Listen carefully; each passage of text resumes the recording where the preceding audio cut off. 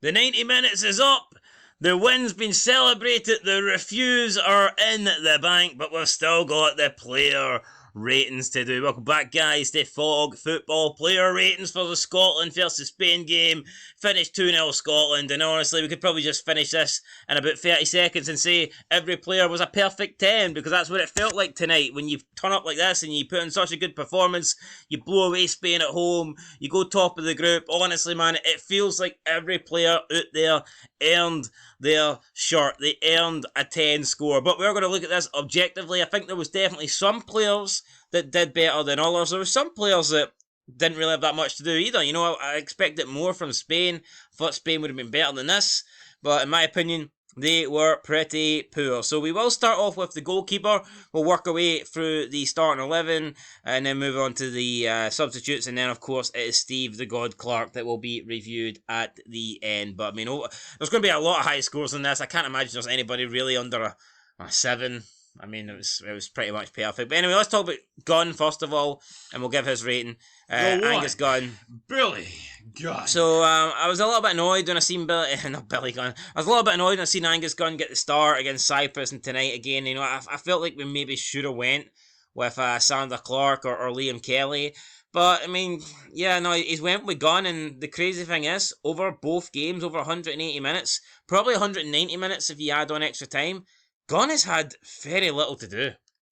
Yeah. I mean, in terms of saves, we're talking like 2 saves. I mean, by saves, I mean proper saves. Not catches. Yeah. He had 1 save against Cyprus and 1 save tonight. Honestly, I mean, to me, that's crazy.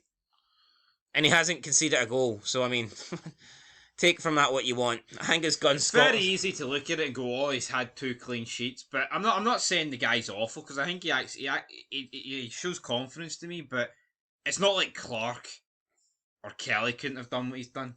Yeah, I mean, if Clark or Kelly play, does anything change? I'm not convinced. But he can only do what he can do.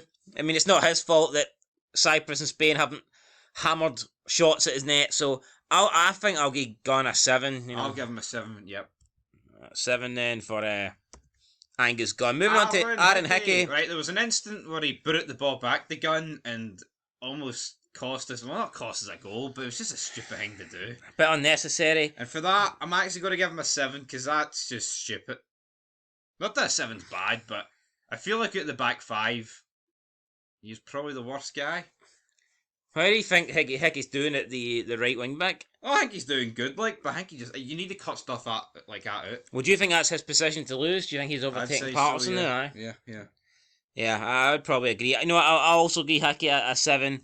For me, he was good, but I mean, he wasn't great.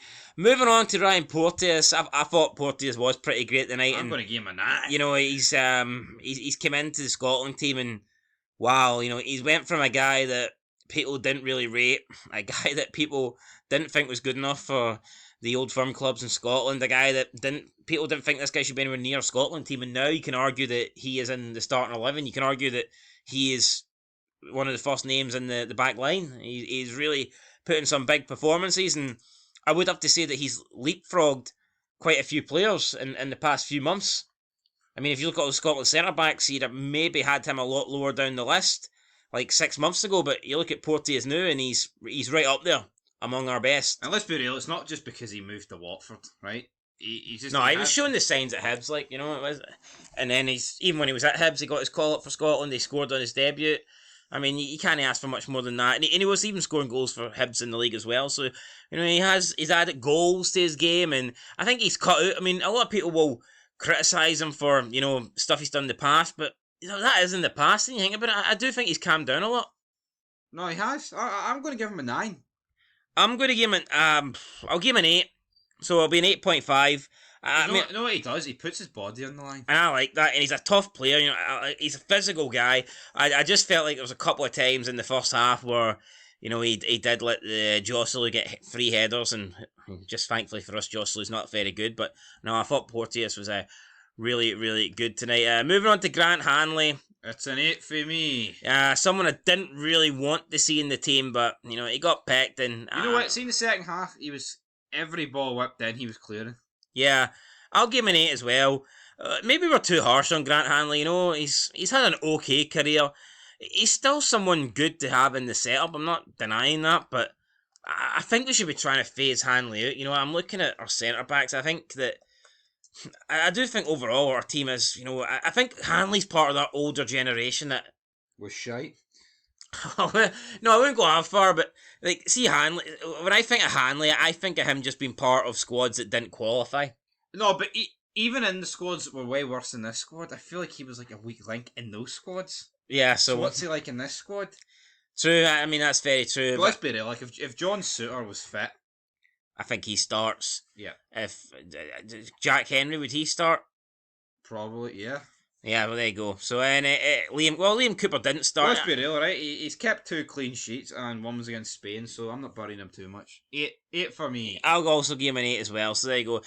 Kieran Tierney, absolutely phenomenal tonight. Never stops running. This guy has got some engine on him. I think he is, on talent, he might possibly be the best player that we have. Every time he plays, he always puts in a great performance, and he seems to just work that left centre-back role phenomenally. You know, he's fit it in there perfectly, and I don't know, I think you can maybe even argue he's better there than he is at left back. At first, when Steve Clarke was doing that, I didn't really like it. I thought it was hampering Tierney. I thought we were, I thought we were, nerfing Tierney basically just to keep Robertson in his preferred position. But I mean, the more Tierney and Robertson play together, left wing back and left centre back, it just seems to work. And I think this formation really. I know people say it's very negative, but I mean at times, Tierney's getting forward. You've got Hickey bombing forward, Robertson bombing forward. This isn't like a defensive 5-3-2 in my opinion. No, it's not. No. I mean at times this transforms into a 3-5-2. So I mean, yeah, I'll give. I'm giving him a 9. I'm giving him a 9 as well. Thought he was really really good. Andy Robertson could have been sent off. Thankfully, he wasn't. It was stupid from him, but again, it's play acting. I would maybe take like half a point off him, but I'm going to give him a 9. What I didn't like is, after this, right, the yellow card, I don't think he should have got a yellow card, but for the next minute, he put in some kind of feisty tackle. Yeah, he did. And wherever he connects, it's good. And it's like all it would take, right, is for him to be late with one of them, and it's a second yellow card, and at that stage we only had the 1-0 lead. It was about half an hour in the game. That's a very different game if Andy Robertson gets sent off. So, as a captain, I think he should have maybe tried to compose himself a little bit more. I'll give him an 8, so it's an 8.5 overall for us. Moving on to Scott McTominay. He had a good game, didn't he? 2 goals. 2 goals against Cyprus, 2 goals against Spain. It's 4 goals in 2 games for Scott McTominay. If you actually compare the goals in the space of minutes, he got 3 and 10. Yeah, 3 and 10. So I mean that is top notch, man. It doesn't get much better than that. Overall, though, I don't think he was the best player on the pitch tonight, but he did get 2 goals. So yeah, I'm giving him a 10. Fuck it. You know what? I'm going to give him a 10 as well. Fuck it. He got 2 goals and a 2-0 win against Spain. If that's not 10 worthy, then what the bloody hell is? Exactly. Callum McGregor again. Thought was great, especially that run towards the end when he couldn't have had much left in the tank, and he's still bombing forward to try and get us a 3rd goal when we pretty much already had the game secured. So I mean that's what I like. I don't want players that are just gonna run it down the corner flag or go down and play time waste. See the fact he was going for a 3rd goal. That's what I want to see for players. So I thought Callum McGregor had a good game. I'll give him an 8. I'll give him a 9. A 9, so it's an 8.5. John McGinn, Super John McGinn. I mean, every time this guy plays for Scotland, you're never really disappointed. He's phenomenal. He's got 16 goals under Steve Clarke. He didn't get any goals tonight, but I mean, he pretty much ran the midfield. He's always involved, and I genuinely believe John McGinn is world class. I think he's wasted at Aston Villa. I think he could do a lot better than Aston Villa, and we are lucky to have John McGinn. I think John McGinn, easily goes into the Spanish team. I don't think there's many national teams I can think of that he wouldn't go into. Big praise. Big praise for Big John. Well, I can't. Name me one. John McGinn is better than Pogba. I don't give a shit what anyone says. Pogba's shite though. No, but I'm just an example. I think John McGinn gets in any. I cannot think of one international team he doesn't get into. Well, that's it though. Yeah, people would still, in a England-Scotland combined 11, they would still pick 11 English players, which is fucking insane, like, but it is what it is. I'm going to give John McGinn a 9. No, but it's the fact Southgate would put Dyer in. Aye, over John And McGinn. force an extra defender just to accommodate Eric Dyer. It's crazy. I'm giving John McGinn a 9. I'm going to give him an 8. An 8. Okie dokie, an 8.5 for John McGinn. Ryan Christie, you know, he played alright. I mean, You know what? If the guy had final product, it'd be fucking scary. But he doesn't. I thought I think he caused Spain a lot of problems up front. I mean, he was always there. He won some free kicks as well, won some fouls. He's got decent pace. He's just always, he's always a thorn in the side of defenders. And I think he works well playing off Dykes. That's probably my favourite front two combination for Scotland. When Christie basically plays off Dykes. Yeah. I think for me, Dykes should be ahead of Adams. I just think it works better. Like, I don't think Christie and Adams works as good as Christie and Dykes. I'll give Christie an 8. I'm going to give Christie an 8 too. Lyndon Dykes, I mean, like I say, if he scores that goal, then for me, I'd probably give him man of the match because that goal would have been fucking quality. But he didn't score it, you know, he lobbed it over the bar. So, I'll give him an 8. I'll give him an 8 too. I'll give him an 8. I thought he was pretty solid. Moving on to subs now, we've got Nathan Patterson, came on for Aaron Hickey. I'll give him a 7. Yeah, he done all right, and I think a seven's probably fair. I don't think none of the subs really stood out for me. No. But McLean. I mean, if I give Patterson a 7, I'm going to give McLean a 7. Not literally just rank them all as 7s. I'm giving McLean a 7. I agree with that. I just don't see how. You know what? They came on and it was seamless. Yeah, we'll give them all 7s. I mean, for Shankland, he should do better with the shot, in my opinion. But he gets himself in the right position. You know, if he scores it, maybe give him an 8 or 9. Like, but fucking 7, I think, is probably fair. And now we move on to Steve Clarke, the manager. I know he's faced a lot of criticism for stuff. A lot of people weren't really happy. He got that contract extension. It's hard to forgive the game against Ukraine because that was literally our ticket to the World Cup.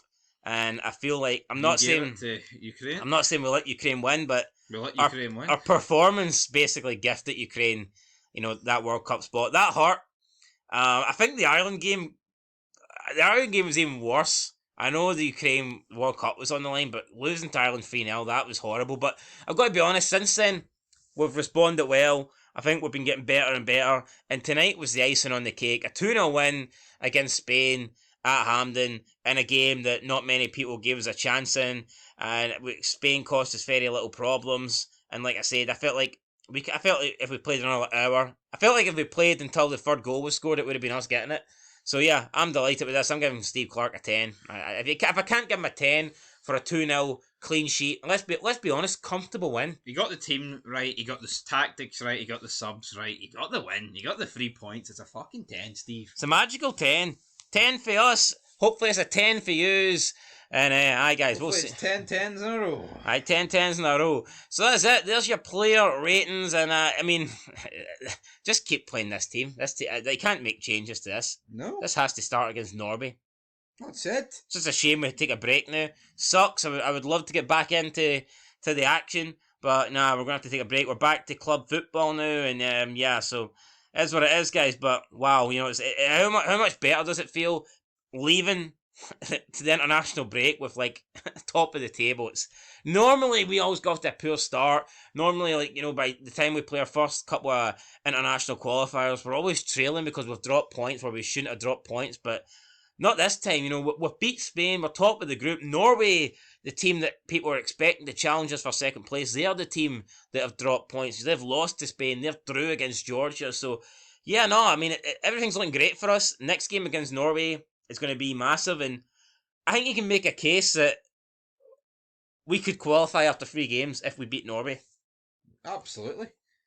9 points. Norway would be 8 behind. Be insane. And hopefully it does happen. It would be insane, but not as insane as a 2-0 win against Spain. Till next time. Peace.